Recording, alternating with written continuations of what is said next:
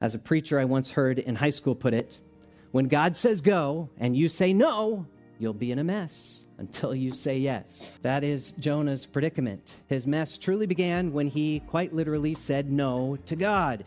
Chapter 1, verse 2, arise, God said, go to Nineveh.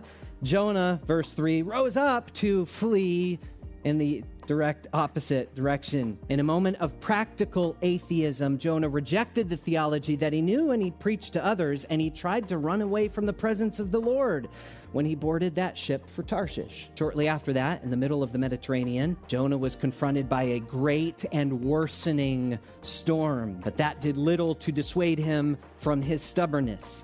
Instead, as we observed in our previous studies, Jonah was not surrendering when he admitted his sin to the sailors and suggested that they throw him overboard so that the sea would be calm to them. That wasn't surrender. That wasn't repentance. Instead, it was rebellion.